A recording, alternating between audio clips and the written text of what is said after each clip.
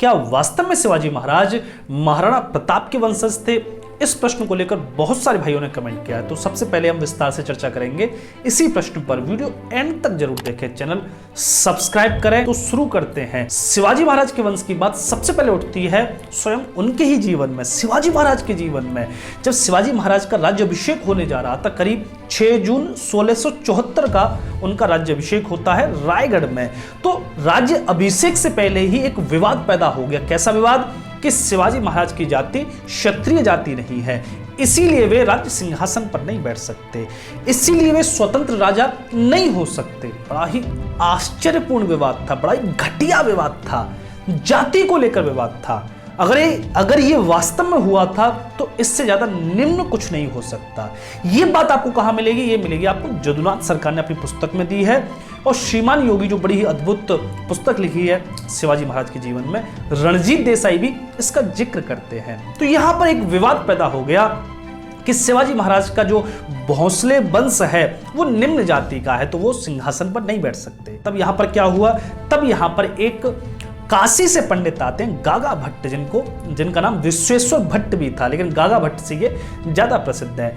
गागा भट्ट जब रायगढ़ पहुंचते हैं, तब जब उन्होंने देखा कि ऐसा विवाद पैदा हो गया है, तब उन्होंने उस जो ब्राह्मणों की महासभा थी, उस सभा को चुनौती दी कि कोई भी शिवाजी महाराज को क्षत्रिय जाति के अतिरिक्त अगर साबित कर दे तो फिर ये राज्याभिषेक नहीं होगा। लेकिन मैं साबित कर सकता हूं कि शिवाजी महाराज एक क्षत्रिय जाति से है।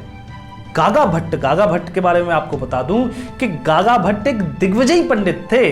दिग्विजयी ब्राह्मण मतलब जिन्होंने चारों दिशाओं के ब्राह्मणों को जीत लिया था। उनसे कोई तर्क करने की हिम्मत नहीं थी किसी में, क्योंकि उनसे तर्क करना ऐसा था जैसे बूंद सागर से तर्क करे। तो गागा भट्ट के सामने यहां पर कोई नहीं आता। तब गागा भट्ट यहां पर पहली बार शिवाजी महाराज को क्षत्रिय साबित करते। कैसे करते हैं? गागा भट्ट यहां पर शिवाजी महाराज को जो वंश है वो बताते हैं महाराणा प्रताप का जो वंश था, मतलब महाराणा प्रताप के वंश में नहीं पैदा हुए। महाराणा प्रताप से तो करीब 30-32 साल बाद शिवाजी महाराज का जन्म होता है, लेकिन महाराणा प्रताप का वंश और शिवाजी महाराज का वंश एक ही यहां पर गागा भट्ट बताते हैं। कैसे? महाराणा प्रताप से करीब कई पीढ़ियां पहले एक भोसावर नाम की जगह होती है। यह बात आती है आपको डेनिस किनकेड की पुस्तक में। अगर आप डेनिस किनकेड को पढ़ोगे, जिन्होंने शिवाजी महाराज के जीवन लिखा है, तब वे बताते हैं कि भोसावर जगह से राजा साजन सिंह या सज्जन सिंह, वे सज्जन सिंह जाते हैं दक्कन की, और दक्कन में जाकर अपना भाग्य आजमाते हैं, और वहां पर उनका जो नाम है वो उनके उस स्थान की वजह से, ये उदयपुर के पास था भोसावर की वजह से भोसले पड़ जाता है, और वे ही बाद में जाकर उसी वंश में जाकर शिवाजी महाराज का जन्म होता है। तो ऐसे करके रिलेशन है, मतलब महाराणा प्रताप भी यहां पर गोहिल वंशी है और शिवाजी महाराज भी यहां पर गोहिल वंशी है। ये डेनिस किनकेड कहते हैं। लेकिन शिवाजी महाराज का एक और यहां पर तर्क आता है कि शिवाजी महाराज को पुरुवंशी भी यहां पर कई इतिहासकारों ने बताया, मतलब राजा पोरस से शिवाजी महाराज का ये वंश निकला है। तो राजा पोरस और महाराणा प्रताप का वंश, ये दोनों ही वंश से शिवाजी महाराज का वंश माना जाता है। लेकिन तीसरी बात रणजीत देसाई अपनी पुस्तक में लिखते हैं, जहां पर स्वयं गागा भट्ट शिवाजी महाराज के वंश को विश्वामित्र का वंश साबित करते हैं। दरअसल महर्षि विश्वामित्र को ज्यादातर लोग ब्राह्मण मानते हैं, लेकिन विश्वामित्र एक क्षत्रिय जाति से थे। विश्वामित्र राजा थे अपने राज्य के, लेकिन उन्होंने अपने राज्य का त्याग करके तपस्या की नहीं, और बाद में ब्राह्मण अपने कर्म से बने। कितना बड़ा उदाहरण था कि जन्म से ब्राह्मण नहीं थे महर्षि विश्वामित्र, लेकिन कर्म से तपस्या करके ब्राह्मणत्व उपलब्ध किया। तो यहां पर विश्वामित्र के ही वंश में शिवाजी महाराज का जन्म होता। तो रणजीत देसाई यहां पर शिवाजी महाराज को कौशिक वंश का बताते, तो बहुत सारा घोलमेल आपको यहां पर देखने को प्राप्त होगा। एक और बात जो जदुनाथ सरकार अपनी पुस्तक में लिखते हैं कि शिवाजी महाराज का राज्याभिषेक हुआ 6 जून को, और 28 मई को ही गागा भट्ट उनको प्रायश्चित करवाते हैं। कैसा प्रायश्चित करवाते हैं? कि शिवाजी महाराज के जो पूर्वज थे, जब वो दक्कन में आए तो वे अपने क्षत्रिय कर्म से पतित हो गए, मतलब उन्होंने अपना क्षत्रिय कर्म छोड़ दिया। इसका शिवाजी महाराज प्रायश्चित करते हैं, और पहली बार उनका उपनयन संस्कार होता है, मतलब शिवाजी महाराज जनेऊ धारण करते हैं। सब समाज के सामने वे फिर से क्षत्रिय हो जाते हैं, और उसके बाद उनका राज्य अभिषेक होता है। ये सब घटना वहां रायगढ़ में हुई, शिवाजी महाराज के जीवन में हुई। आश्चर्य देखो इस घटना पर। आप तथ्यात्मक, मैं पूरी बात करूंगा आगे सीरीज में शिवाजी महाराज की में कि क्या तथ्य रहे इस घटना के, क्या नहीं रहे।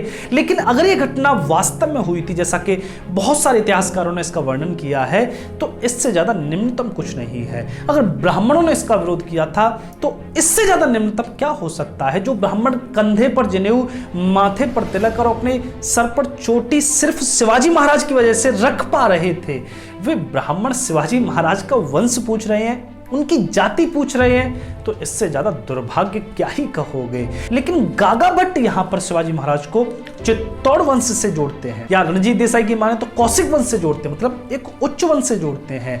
गागा भट्ट क्यों जोड़ते हैं? गागा भट्ट के बारे में आप पढ़ोगे तो गागा भट्ट के जो पिता थे वे काशी विश्वनाथ के मुख्य पुजारी थे, मुख्य थे।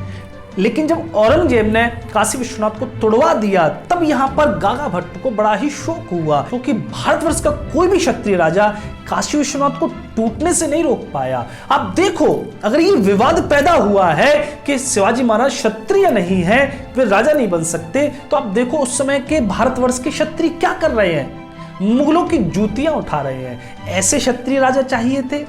अरे शिवाजी महाराज वो व्यक्तित्व थे जिन्होंने अपने जीवन को स्वयं गढ़ा था।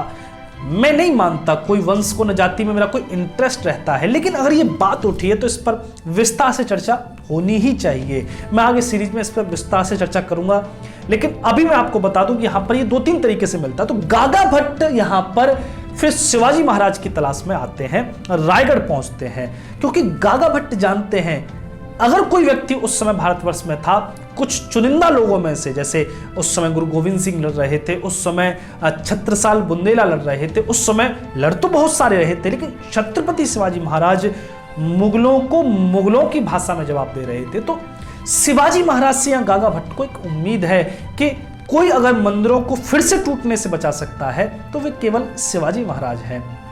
तब गागा भट्ट यहां पर, गागा भट्ट विद्वान व्यक्ति हैं, वो जो कह देंगे ब्राह्मणों को नतमस्तक होकर मानना पड़ेगा, दंडवत करके मानना होगा, क्योंकि उनसे शास्त्रार्थ करने की किसी की हिम्मत नहीं। तो गागा भट्ट का, अगर गागा भट्ट ने ऐसा किया है तो उनका एहसान सदैव रहेगा। लेकिन यहाँ पर जदुनाथ सरकार कहते हैं कि गागा भट्ट को पैसे दिए थे इसके लिए, शिवाजी महाराज के जो मुंशी जी थे बहुत सारे पैसे दिए थे कि तुम हमें ऊंचे वंश का साबित कर दो। जदुनाथ सरकार ने तो बहुत ही ज्यादा आपकी मट्टी पलीत करी है, कछुला है। तो ये सब घटना यहाँ पर घटी। तो विश्वामित्र के वंश से, महाराणा प्रताप के वंश से, राजा पोरस के वंश से शिवाजी महाराज के इस वंश को जोड़ा जाता है। आप वंश में कतई न जाएं, जाति में कतई न जाएं। शिवाजी महाराज एक मराठा थे और मराठा सभी जातियों का स्वागत करती है, वहां पर कोई जातिवाद नहीं है। तो कृपा करके आप भी कोई जातिवाद न फैलाएं। शिवाजी महाराज की एक ही जाति है कि वे छत्रपति थे जिन्होंने वास्तव में ही हिंदू धर्म को बचा लिया, भगवा को बचा लिया। उससे ऊंची जाति मैं नहीं समझता कि कोई और होगी। तो बहुत बहुत धन्यवाद इस वीडियो को यहाँ तक सुनने के लिए। और भी जो आपके प्रश्न हैं वो आप सभी भाई कमेंट करें। जय श्री राम, हर हर महादेव।